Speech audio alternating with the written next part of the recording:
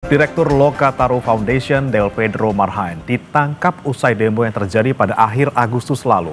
Del Pedro dan sejumlah aktivis ditangkap atas tuduhan penghasutan massa untuk bertindak rusuh saat unjuk rasa. Lalu bagaimana proses hukum terhadap mereka? Kita akan bahas bersama dengan Komisioner Kompolnas Yusuf Warsim, kemudian Direktur Eksekutif Amnesty International Indonesia Usman Hamid, dan anggota Komisi 3 DPR RI fraksi PDIP Iwayan Sudirta. Selamat pagi Bapak-Bapak. Selamat Selamat pagi pagi. semuanya. Ya, baik. Saya mau ke Pak Yusuf terlebih dahulu. Anda melihatnya sejauh ini seperti apa proses hukum terhadap Del Pedro dan juga sejumlah aktivis dan juga ada beberapa orang yang masih ditahan terkait demo Agustus lalu? Ya, terima kasih. Ya, pertama tentu khusus Del Pedro ini memang kita sangat terkejut terkait dengan penangkapannya. Hanya tentu mekanisme SOP penangkapan sebelum seseorang itu ditetapkan sebagai tersangka kan itu memiliki waktu 1 kali 24 jam. Itu pun penyidik didasarkan pada bukti permulaan yang cukup. Apabila dalam 1 kali 24 jam ternyata memang tidak cukup bukti, sebagaimana yang lain itu juga sudah dibebaskan. Namun selanjutnya dalam pantauan Kompolnas, Del Pedro ini tidak dibebaskan, namun kemudian ditetapkan sebagai tersangka. Nah, penyidik sendiri meyakini bahwa dalam proses ini memiliki alat bukti yang cukup ya, minimal 2 alat bukti. Tentu memang ya penyidik kan di dalam konteks penegakan hukum merupakan penafsir awal terkait dengan norma. Hanya dalam proses penyidikan kan dia dituntut memenuhi di dalam menafsirkan norma itu pada 2 alat bukti, minimal 2 alat bukti. Jika 2 alat bukti itu cukup, maka disitulah penyidik berwenang menetapkan seseorang sebagai tersangka. Tentu proses ini sudah kita lihat, termasuk kemarin kita ada rapat koordinasi antar kementerian yang itu dipimpin oleh Pak Menko Hukum, yang itu juga sudah melihat ke ke Polda Metro Jaya. Nah, tentu kita memahami bahwa ya proses hukum itulah yang terus berjalan, kami awasi, sehingga dalam hal ini tentu karena satu penangkapan, yang kedua penetapan tersangka sendiri kan bisa diuji di pra peradilan, apakah sah atau tidak itu tentu perlu digunakan. Yang kedua, kita tentu tetap memastikan bahwa itu proses model di dalam penanganan kaitannya dengan pelaku kerusuhan, termasuk yang khusus yang ini disangkakan pada Del Pedro, tentu hak-hak tersangka itu dapat terpenuhi, termasuk di dalam dirinya ya hak untuk diam, hak untuk membela diri, itu kan ada hak yang harus dihormati. Yang kita pastikan juga bahwa proses pemeriksaan terhadap siapapun, ya termasuk ya Del Pedro, prosesnya itu tidak ada intimidasi, tidak ada kekerasan, semuanya sesuai dengan SOP, kode etik, profesional, prosedural, dan proporsional. Itu yang kami pastikan di dalam proses pemeriksaan penyidikan khususnya terhadap Del Pedro dan yang lainnya terkait dengan kerusuhan di dalam beberapa waktu lalu.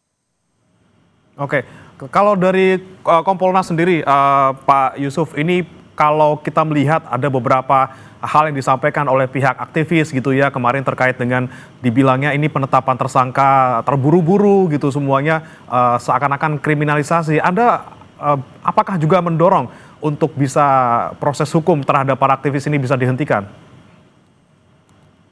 Ya kalau mengajak orang unjuk rasa ya itu tidak ada pelanggaran, kan itu yang paling utama. bagaimana selanjutnya bukti-buktinya, apakah itu memang hanya mengajak orang untuk unjuk rasa, itu kan hak ya, hak menyampaikan pendapat di muka umum. Kita ajak orang lain untuk menyampaikan pendapat di muka umum itu ya nggak ada masalah, itu nggak ada pelanggaran itu. Tapi di dalam persoalan khusus DLPD ini meyakini bahwa penyidik tidak dalam konteks yang dimaksud mengajak orang lain untuk unjuk rasa, mengajak orang lain untuk menyampaikan pendapat di muka umum. Oleh karena itu, Kompolnas sendiri sekali lagi memposisikan sebagai pengawas fungsional, tidak berposisi sebagai seolah penyelidik ataupun penyidik sebagaimana diatur dalam KUHP ya. Sejauh yang kita lihat ada hal-hal yang perlu dipertanyakan terkait dengan SOP. Ini yang kita pastikan bahwa proses pemeriksaan itu tidak boleh bertentangan dengan SOP. Nah, oleh karenanya kami ya, karena ini perlu dipastikan apakah sah atau tidak, maka berpendirian apabila memang bisa digunakan hak daripada Del Pedro untuk menguji di pra-peradilan, kita sarankan demikian. Oke, baik. Saya ke Pak Usman. Pak Usman, Anda melihat apa yang kemudian saat ini dialami oleh Del Pedro dan juga kawan-kawan. Ini kan ada yang bilang bahwa ya mereka hanya mengajak untuk berpendapat gitu ya, mengajak untuk berdemo, mengajak untuk bisa menyuarakan aspirasi di tengah masyarakat. Kemudian dalam tanda kutip ini mereka dibilang kriminalisasi dan juga terburu-buru. Anda melihatnya seperti apa, Pak Usman?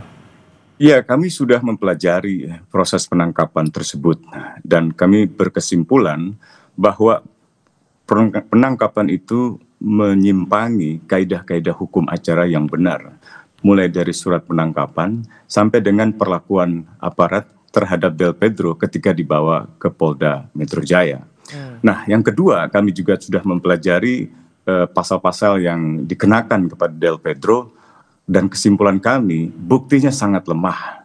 Baik itu berkaitan dengan misalnya dugaan penghasutan untuk melakukan kekerasan, maupun juga penghasutan terhadap anak untuk misalnya terlibat di dalam kegiatan politik, unjuk rasa, atau larangan lain yang ada di dalam konvensi anak atau di dalam undang-undang perlindungan anak.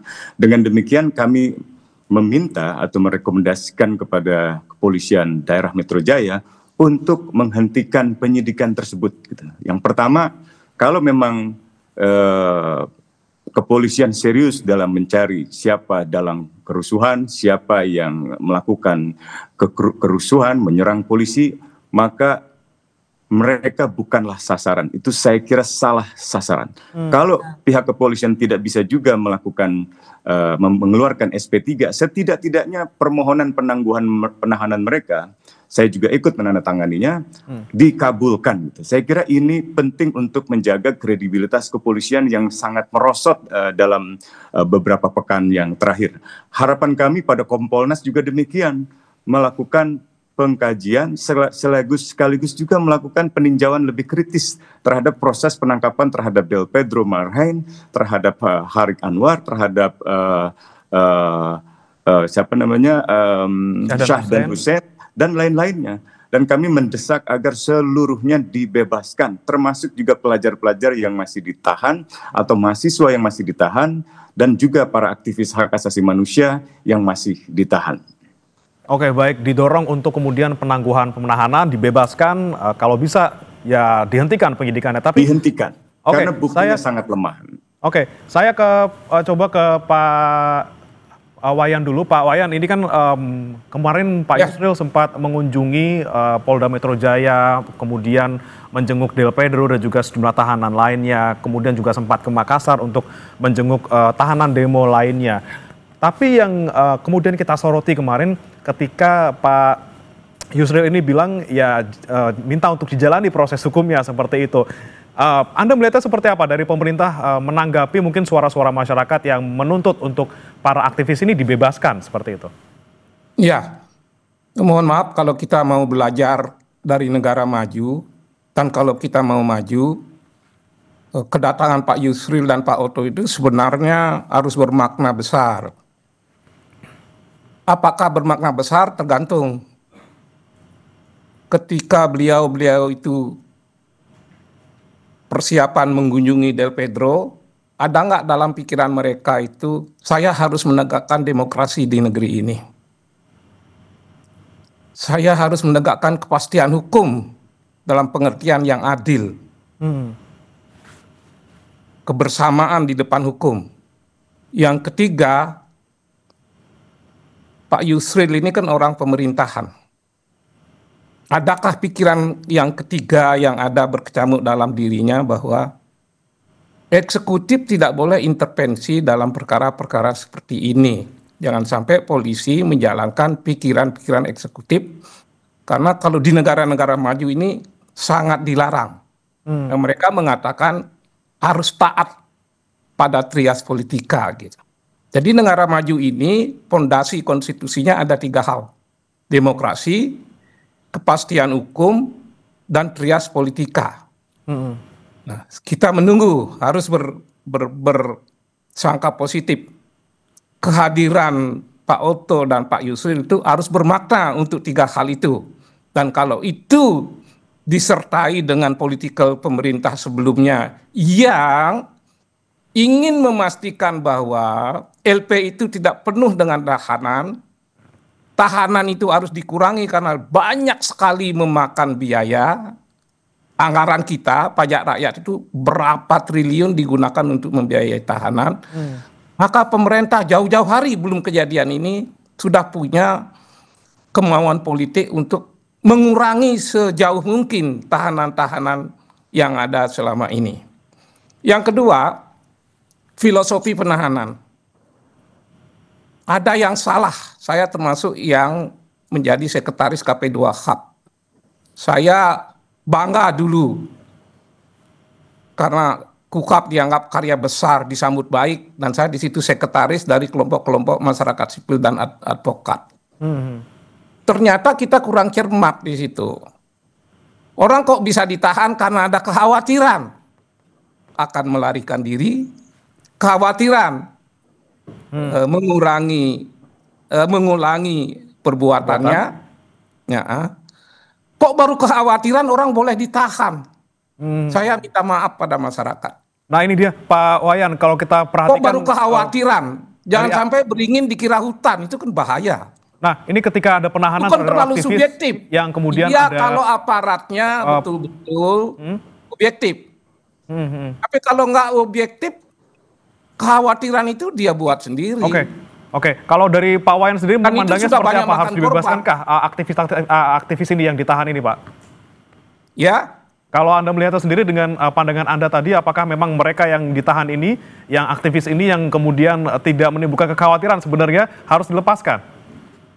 Iya kan, terlepas dari kasusnya karena saya tidak ikut dan saya mengimbau sebenarnya. Betul nggak ada pelanggaran? Mas Usman ini kan bukan orang sembarangan juga. Mas Usman ini mengingatkan bahwa ketika Del Pedro mau dibawa ke kantor kepolisian, ada perlakuan-perlakuan yang tidak wajar, tidak baik. Nah kalau dari sisi itu, kita harus mengingatkan kepolisian dan keluarganya. Kalau memang ada pelanggaran, datang aja ke Komisi 3. Komisi 3 nggak bisa intervensi. Tapi Komisi 3 sekecil apapun punya kewenangan mengawasi kepolisian. Kita akan panggil kepolisian kalau ada pelanggaran. Karena dalam situasi seperti ini tidak seorang pun yang boleh membuat masalah baru gitu. Apalagi kalau latar belakang Del Pedro ini kan sama punya latar belakang sama dengan Mas Usman. Iya. Punya keyakinan tersendiri terhadap pola pikir aktivis masyarakat sipil. Saya sendiri belajar walaupun tidak lama, cuma 3 tahun di LBH. Tapi kemudian saya menjadi pengacara ICW. Tahu banget pikiran mereka. Apakah ada nasionalisme di antara mereka? Pengalaman saya membuktikan dasar mereka itu adalah nasionalisme, kebangsaan, persatuan, kepentingan masyarakat. Oleh karena itu, mereka tidak bisa disamakan secara langsung atau secara gebiah-uyah ini kelompok-kelompok kriminal. Tidak mudah begitu, kecuali memang ada bukti gitu. Oke, nah ini kita bicara soal bukti tadi Pak Usman juga sempat menyebutkan bahwa bukti-bukti yang... Tapi kalaupun ada bukti, ya. perlu nggak mereka ditahan? Nah, pembahasan pada waktu KUHP itu dirancang. Oke. Jadi penahanan hanya boleh dilakukan kalau keadaan terpaksa. Kenapa? Udah ada penyitaan, udah ada penggeledahan, udah ada aturan mengenai cekal, udah ada aturan harus ada 2 alat bukti. 4 hal itu sudah menjaga. Ya. Ini polisi diberikan kewenangan menahanan, tapi harus dibingkai dengan 4 hal sehingga tidak mudah melakukan penahanan. Untuk apa menahan kalau udah ada 2 alat bukti? Kalau udah ada 2 alat bukti, perlu nggak mereka ditangkap dan ditahan? Ini yang kemudian kami tangkap Pak Kalau Wayan. belum ada alat bukti, gimana mereka ditahan? Saya mau ke Pak Yusuf lagi. Pak Yusuf, tadi disampaikan oleh Pak Usman dan juga Pak Wayan. Pak Wayan, kami tangkap maksudnya Pak, kami ke Pak Yusuf dulu. Pak Yusuf, bukti, ini kita ngomongin soal bukti Pak. Tadi Pak Usman bilang bukti yang ditemukan lemah gitu ya untuk menjerat Del Pedro juga kawan-kawan. Kemudian perlu nggak sih sebenarnya ditahan karena tadi ancaman tidak ada gitu ya kalau dari kata Pak Wayan. Pak Yusuf lihatnya seperti apa dari kepolisian untuk menangani kasus Del Pedro dan juga kawan-kawan? Ya, tadi saya kira sepakat dengan Pak Wayan, termasuk Komisi 3, Kompolnas tidak bisa mengintervensi penyidik. Hanya yang dimaksud oleh Pak Susman tadi sangat paham bahwa ya, kita sebagai pengawas memang perlu mengajukan pertanyaan-pertanyaan kritis terhadap yang dilakukan oleh penyidik. Nah, terkait dengan ditahan atau tidak ditahan, penyidik sendiri tentu sudah diberikan rambu-rambunya, dasar-dasarnya oleh KUHP. Nah, ada alasan yang sifatnya subjektif, ada alasan yang objektif, menahan atau tidak menahan, tentu itu kewenangannya ada pada penyidik, itu harus kita hormati. Nah, kita bersaran dibebaskan, ya bisa saja kita bebaskan. Kita minta ditangguhkan penahanan, bisa saja dengan alasan-alasan. Yang kedua, terkait dengan alat bukti, sekali lagi bahwa apa yang dimaksud alat bukti di dalam 184 itu sudah kita tanyakan pada penyidik, dan penyidik meyakini bahwa minimal 2 alat bukti itu ada dan sudah ditunjukkan kepada kita, ya itu ya kita hormati. Oleh karena itu ketika ada keraguan terhadap 2 alat bukti itu, maka penyidik siap diuji di dalam pra peradilan. Itulah sikap daripada penyidik Polda Metro Jaya, khususnya terhadap penyidikan terhadap Del Pedro. Oke, baik. Saya mau ke Pak Usman lagi. Pak Usman, perlukah kita sampai ke tahap pra peradilan atau ya udah langsung saja dihentikan penyidikannya kalau misalnya memang kita melihat tidak ada unsur pidana di sana? Ya, saya tetap meminta agar itu dihentikan penyidikannya dan mereka dibebaskan. Setidak-tidaknya kalau memang tidak bisa dihentikan, pemenuhan terhadap penangguhan yang diajukan oleh mereka. Saya kira itu akan lebih menjernihkan permasalahan. Saya mengerti bahwa Del Pedro ini adalah sosok yang sangat berani dalam mendampingi para pelajar yang pada hari Senin tanggal 25 Agustus itu ditangkap oleh kepolisian. Istilahnya diamankan. Nah, belakangan ini ada praktek di mana dalam jumlah ratusan massa atau puluhan massa, ada beberapa yang katakanlah melakukan pelanggaran hukum, lalu bukan orang-orang tertentu saja yang dilakukan pengamanan, tapi seluruhnya diamankan dalam jumlah yang massal, lalu dibawa ke Polda Metro Jaya. Yang menurut Del Pedro, itu adalah para pelajar dan kemudian didata, datanya itu kemudian digunakan untuk mencabut atau meminta pemerintah provinsi agar mencabut KJP mereka, sekaligus juga diserahkan kepada sekolah untuk memberikan sanksi kepada mereka. Nah, kalau sudah demikian halnya, kepolisian bukan saja melanggar hukum acara pidana dalam konteks tidak memberikan surat perintah penangkapan atau penjemputan paksa atau memberikan perlakuan verbal yang bernada intimidatif, tetapi juga lebih jauh bisa dipandang melanggar hak-hak asasi anak gitu.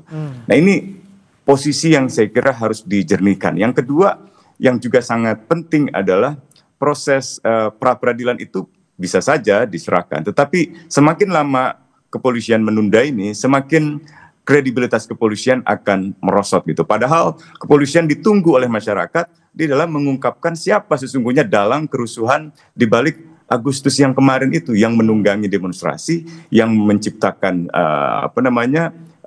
penyulutan-penyulutan kerusuhan, termasuk dugaan keterlibatan anggota TNI. Kalau ada misalnya, itu bagaimana tindak lanjutnya gitu. Jadi saya kira masyarakat sedang menunggu jawaban pihak kepolisian melalui proses penegakan hukum yang adil, termasuk penindakan terhadap mereka yang memperlakukan mahasiswa, pelajar, dan juga aktivis di dalam demonstrasi itu dengan perlakuan yang merendahkan martabat manusia, menganiaya mereka, memukuli mereka, bahkan kematian salah seorang mahasiswa, Iko, dari Universitas Negeri Semarang misalnya gitu, ia sebelum ia meninggal dunia, ia mengigau dengan berteriak agar tidak dipukuli oleh pihak kepolisian. Ampun Pak, tolong jangan pukuli saya. Jadi ada banyak kasus di mana aktivis, bahkan beberapa freelance jurnalis melaporkan kepada kami dengan kondisi luka di muka, luka di wajah, dengan hidung yang patah dan seterusnya. Nah, itu kepolisian harus menindak anggotanya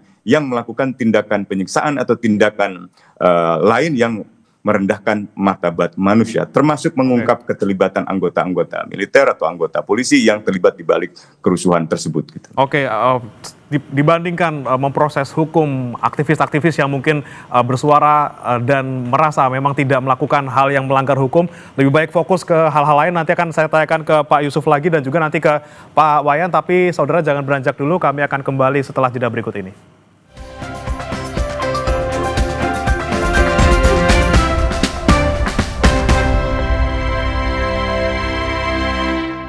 Kami di Sapa Indonesia Pagi, saudara, masih membahas terkait dengan proses hukum terhadap sejumlah aktivis dan juga pendemo yang ditahan imbas dari demo akhir Agustus lalu. Masih bersama kami saudara Yusuf Warsim, Komisioner Kompolnas, kemudian Usman Hamid, Direktur Eksekutif Amnesty International Indonesia dan juga anggota Komisi 3 DPR RI fraksi PDIP, Iwayan Sudirta. Saya mau ke Pak Wayan dulu. Pak Wayan, Anda sudahkah berkomunikasi ataupun misalnya akan memanggil kepolisian terkait dengan proses hukum terhadap para pendemo ini? Yang saya tahu, entahlah di luar pengetahuan saya, inisiatif memanggil mereka belum. Seperti kata tadi, sering mekanisme yang digunakan Komisi 3, mereka menerima audiensi atas permohonan. Maka ketika ada isu-isu pemukulan, ada perlakuan yang tidak wajar,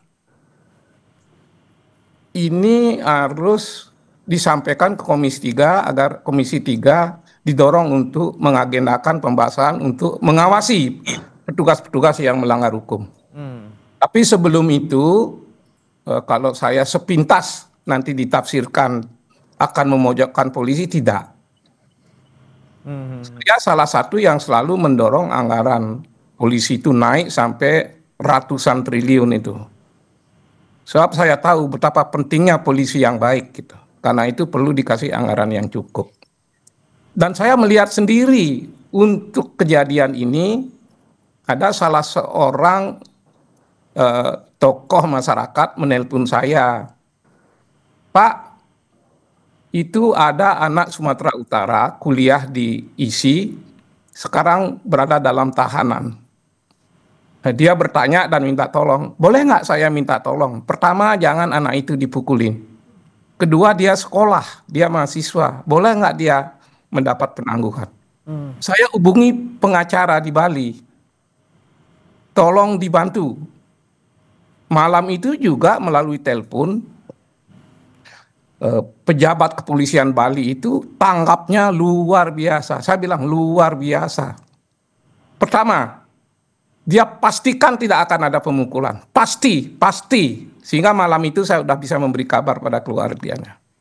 Soal penangguhan penahanan, nanti kita lihat. Tahu-tahu 2 hari berikutnya penahanan ditangguhkan. Kalau bicara seperti ini, apakah polisi bisa diandalkan? Saya hanya mengatakan sebagian polisi itu masih baik, masih bagus. Dan saya melihat sendiri. Tapi kalau polisi yang baik ini harusnya menjadi contoh yang patut ditiru oleh polisi-polisi lain. sekarang kan di daerah lain bertanya, kalau ada yang bisa ditangguhkan seperti halnya di Bali, kenapa di daerah lain tidak? Apa yang membedakannya? Nah, itu dia tuh Pak ya. Yang membedakan itulah yang harusnya polisi memperkuat transparansi dalam bekerja. Kenapa berbeda? Jelaskan biar masyarakat bisa terima. Saya juga sampai sekarang kan agak nyesek juga. Kenapa yang di Bali bisa gitu? Kenapa yang di tempat lain tidak? Oleh karena itu yang namanya kerja-kerja polisi dalam melakukan penyidikan, dia harus melakukan penyidikan yang akuntabel. Kalau prinsip-prinsip hukum di negara maju, penyidikan yang akuntabel itu yang seperti apa? Ya, dia menegakkan kesamaan warga negara di depan hukum. Yang kedua, dia harus jujur. Penyidik itu harus jujur. Dia harus objektif. Dan yang paling penting lagi, penyidikan harus terpercaya hasilnya. Ya. Harus terpercaya. Kalau penyidikan terpercaya, hasil akhirnya putusan pengadilan terpercaya juga. Oke, baik. Yang terakhir, Mas Usman ini kebetulan kan apa maksudnya ditujukan ke saya atau secara umum, tapi saya merasa harus menanggapi pernyataan Mas Usman mengenai dalang itu, Mas. Bisa jadi pengalaman saya dan Mas Usman itu mirip-mirip begitu. Maka himbauan itu jangan dianggap angin lalu. Apa benar mahasiswa ini dalangnya? Betul nggak mahasiswa ini dalangnya sehingga harus ditangkap, harus ditahan, dan tidak diberi penangguhan. Jika bukan dia dalangnya, polisi juga harus transparan untuk hal apa? Buktikan bahwa omongan dia itu betul-betul merupakan hasutan. Buktikan hasutan itu ditujukan pada orang-orang tertentu. Ya. Buktikan orang-orang tertentu itu melakukan pengerusakan. Baik. Buktikan akibat pengerusakan itu merupakan kausalitas antara aktivis ini dengan kerusakan yang ditimbulkan. Oke. Jangan sampai yang menghasut dalang atau orang lain yang kita tidak boleh buruk sangka, lalu yang ditimpakan sebagai penghasut orang-orang yang mendorong adanya demokratisasi, demonstrasi, lalu mereka dianggap penghasut. Oke. Kalau orang berbicara demokrasi dianggap penghasut, masa depan demokrasi kita seperti apa? Baik. Bagaimana kita mengharapkan investasi ke dalam negeri berlimpah? Kalau demokrasi kita tidak wujudkan kepastian hukum tidak. Oke, Pak Wayan. Ya, saya tangkap Pak Sultan tadi terkait dengan transparansi proses hukum, kemudian bagaimana membuktikan mereka benar-benar bersalah atau tidak. Saya mau ke Pak Yusuf. Pak Yusuf, ini kan boleh tadi saya kasih usul sebelum Pak Yusuf? Silakan Pak Usman dulu, silakan Pak. Mungkin Pak Wayan perlu menimbang pembentukan sebuah komisi investigasi di parlemen gitu, agar proses penyelidikan terhadap kerusuhan dan dalangnya, termasuk mencari jawaban atas pertanyaan-pertanyaan kritis tadi dari Pak Wayan, itu mungkin akan sangat membantu gitu. Jadi komisi penyelidik yang dibentuk oleh DPR RI, saya kira itu sangat dibutuhkan untuk mencari terang apa yang sesungguhnya terjadi di balik peristiwa kerusuhan-kerusuhan tersebut. Oke, kira-kira bisa Pak Wayan nanti kira-kira bisa ya, gagasan itu bagus, tapi DPR itu terikat dengan mekanisme, Mas. Tapi ada cara lain yang hasilnya akan sama. Data bahwa data-data pelanggaran polisi, nanti polisinya dipanggil kok. Mas Usman saya minta hadir kalau polisi itu dipanggil, Mas. Oke, siap. Pikiran kita belum berubah, Mas. Sama aja, cuma tempat kita yang berbeda. Oke, ada mekanisme lain yang masuk memanggil polisi ya terkait dengan proses hukum. Kalau betul ada pelanggaran, selama ini saya akan mengusulkan pada pimpinan Komisi 3 untuk memanggil polisi yang melakukan pelanggaran sampai komandannya. Biasanya sampai Kapolda itu dipanggil kalau ada pelanggaran di wilayah itu. Oke, ini kita tunggu nanti. Saya bicara data, bukan pendapat. Dipanggil mereka yang terduga melanggar sampai ke atas-atasannya. Saya mau ke Pak Yusuf lagi. Sampai ke Poldanya paling tidak baik. Saya selama ini Yusuf, begitu, itu fakta, bukan pendapat saya, bukan keinginan saya. Baik. Nah, tolong Mas Usman mengejar forum seperti itu terwujud. Dan itu praktis banget, Mas. Baik, siap. Hari itu juga ada tindakan biasanya. Pak Wayan, Hari itu juga ada tindakan. Baik, Pak Yusuf, saya mau ke Anda terkait dengan tadi transparansi, bagaimana kemudian kok ada yang bisa ditangguhkan penahanannya, ada yang tidak, kemudian bagaimana memastikan perlakuannya adil untuk semuanya gitu, yang pantas dibebaskan atau ditangguhkan penahanannya ya harus dibebaskan. Apakah harus menunggu dulu ngomong ke DPR dulu, ngomong ke kuasa hukum, baru kemudian bisa ditangguhkan penahanannya? Dan bagaimana kemudian dengan proses terkait dengan pencarian dalang dari kerusuhnya demo kemarin? Ya, yang pasti apabila polisi menangkap yang melakukan unjuk rasa atau demonstrasi, itu salah, itu pelanggaran. Karena unjuk rasa, demonstrasi itu dijamin konstitusi.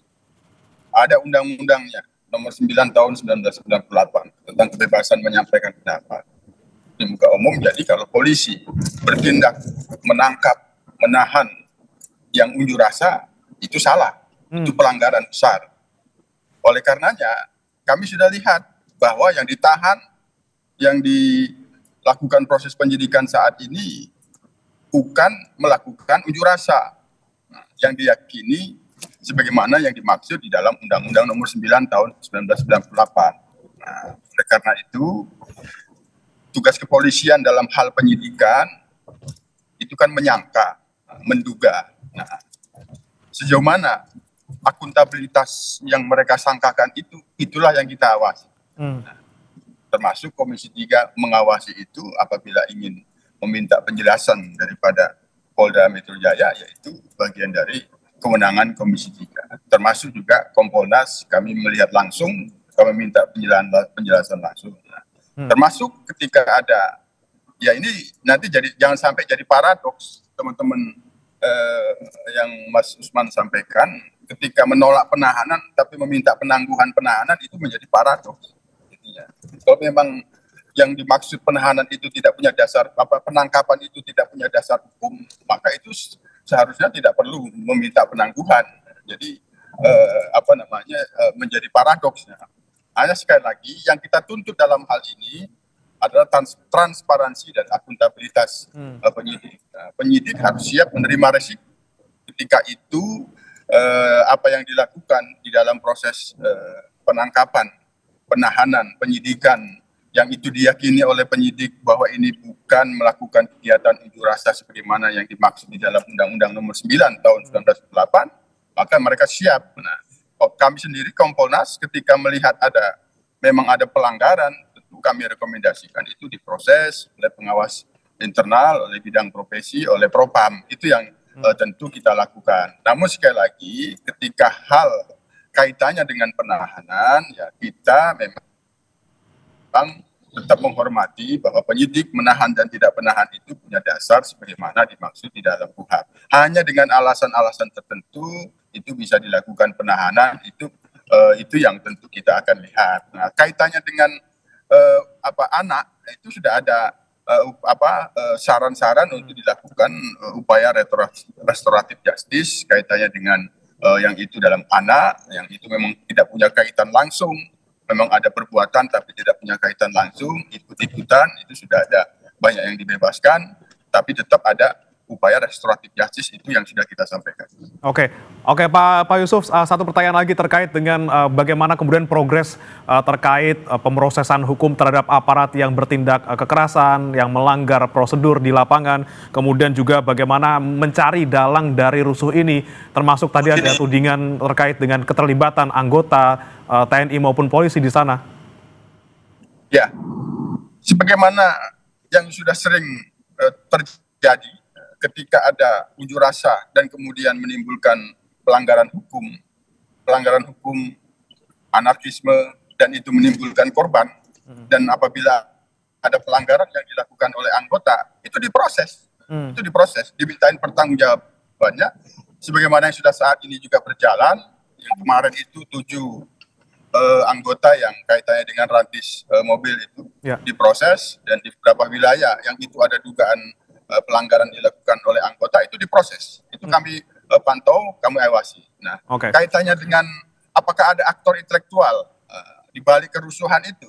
Nah, inilah dalam proses penyidikan. Apabila pihak-pihak yang sedang disidik itu bisa ada fakta-fakta yang bisa muncul dari sana, ya tentu itu bisa akan terlihat. Apakah yang dituduhkan menghasut itu, disangkakan menghasut itu dia berdiri sendiri, punya jaringan, jaringan itu apabila ada, ya pasti apabila fakta-faktanya ada itu bisa terungkap. Hanya sekali lagi yang dituntut di sini sejauh mana penyidik transparan dan akuntabel itu yang akan bisa mengungkapkan apakah memang ada dalangnya atau tidak. Oke, semuanya masih dalam proses penyidikan. Kompolnas menyoroti tadi ya lagi-lagi transparansi proses yang ada di dalamnya. Terakhir saya mau ke Mas Usman. Anda melihatnya ini kan seperti ada pembungkaman gitu ya, kalau banyak orang yang bilang termasuk Anda juga, pembungkaman terhadap kebebasan berpendapat seperti itu. Nah, bagaimana kemudian kita bisa membedakan dan juga melihat rambu-rambunya gitu, di satu sisi kita ingin bebas berpendapat, tapi di sisi lain juga jangan sampai dianggap menghasut atau memprovokasi sehingga bisa diproses hukum. Ya, saya ambil contoh begini ya, misalnya banyak pelajar yang ditangkap itu terafiliasi ke blok politik pelajar. Dan Del Pedro dan kawan-kawan itu juga ditangkap, ditahan terkait dengan unggahan media sosial di Instagram misalnya oleh blok politik pelajar. Beberapa informasi yang saya peroleh dari pihak kepolisian misalnya untuk kami pelajari itu menunjukkan misalnya satu unggahan dari Lokataru, tempat di mana Del Pedro memimpin, membuat poster, kira-kira bunyinya begini, Anda pelajar ingin demo, sudah demo, diancam sanksi atau sudah disanksi, kita lawan bareng. Nah, kata-kata kita lawan bareng itu memang ajakan untuk berunjuk rasa. Secara negatif bisa saja disebut menghasut, bisa. Menghasutkan bisa saja menghasut untuk kebaikan atau menghasut unjuk rasa. Itu kalimat yang sangat absurd. Yang kedua, yang ini mungkin lebih bisa ada di abu-abu. Kalimatnya adalah persenjatai diri kalian. Ini kalimat persenjatainya ini mungkin bisa dianggap sebagai seolah-olah ini senjata. Tapi kalimat ujungnya adalah persenjatai kalian dengan konsolidasi. Kalian semua diundang. Itu kalimat-kalimat alegoris gitu. Atau misalnya pukul mundur pihak kepolisian. Itu sama seperti pukul mundur krisis iklim itu. Itu ungkapan-ungkapan metaforik, ungkapan-ungkapan alegoris yang biasanya digunakan oleh para aktivis tanpa dimaksudkan untuk melakukan tindakan kerusuhan atau menyerang manusia yang lain. Atau misalnya ketika Del Pedro di Polda Metro Jaya pada hari Senin malam, dia datang meminta agar pihak Polda membebaskan para pelajar yang ditangkap. Para pelajar itu mengharapkan dukungan Del Pedro dan kawan-kawan. Del Pedro mengatakan, bebaskan semua malam ini, bebaskan mereka. Karena kalau mereka memang melakukan kerusuhan, kenapa mereka harus dipukuli? Kenapa ada yang bonyok? Kenapa? Dan seterusnya. Kan polisi berargumen, ini diamankan. Kalau diamankan, kenapa ada yang luka-luka? Kenapa ada yang berdarah? Kenapa ada yang bonyok? Itu pandangan-pandangan Del Pedro yang sangat kritis, yang dugaan saya mungkin menimbulkan ketersinggungan di kalangan Sersa atau di kalangan Polda Metro Jaya, khususnya Satkamnek misalnya, sehingga dalam proses penjemputan paksa Del Pedro juga dipengaruhi oleh pengalaman-pengalaman berinteraksi dengan Del Pedro yang mungkin kurang menyenangkan dalam tanda petik bagi kepolisian. Nah, jangan sampai itu yang jadi dasar gitu. Apalagi ketika dijemput paksa tidak ada surat penangkapan. Gitu. Nah, kenapa saya ajukan penangguhan penahanan? Karena teman-teman sudah mengajukan itu, tetapi titik tuntutan utama kami, bebaskan mereka sekarang ini, hentikan penyidikan terhadap mereka gitu, hentikan penyidikan ini, karena tidak ada bukti. Kalaupun ada bukti yang tadi saya sebutkan sangat-sangat lemah, dan itu akan merugikan pihak kepolisian sendiri. Dan yang kedua yang terpenting adalah penyelidikan independen, entah itu oleh presiden melalui tim gabungan pencari fakta atau oleh parlemen melalui suatu komisi penyelidik. Itu saya kira akan sangat baik. Saya menghargai tawaran Pak Wayan untuk digelar rapat dengar pendapat dengan pihak Kapolri atau dengan pimpinan lembaga lainnya. Karena hasilnya menurut pengalaman saya saja, Pak Wayan, ada audiensi, Kapolda diundang tuh hasilnya bisa hari itu, Mas. Ya, terima kasih Pak Wayan. Lebih cepat. Kita nantikan dari Komisi 3 juga kemudian bagaimana kita awasi bersama kepolisian dalam proses hukum ini. Jangan sampai mereka yang tidak bersalah, mereka yang hanya ingin berpendapat kemudian dikriminalisasi, tapi mereka yang memang terbukti melakukan itu. Mohon maaf Pak Wayan, sudah habis waktunya Pak Wayan, tapi kita harapkan semoga mereka yang memang pantas untuk diproses hukum, kita proses hukum, tapi bagaimana kemudian yang mereka tidak pantas untuk diproses hukum juga bisa dibebaskan. Terima kasih Bapak-Bapak sudah bergabung bersama kami, Pak Wayan, Pak Yusuf, dan juga Pak Usman. Selamat pagi Bapak-Bapak. Mas Usman, Pak Wayan, sampai ketemu lagi.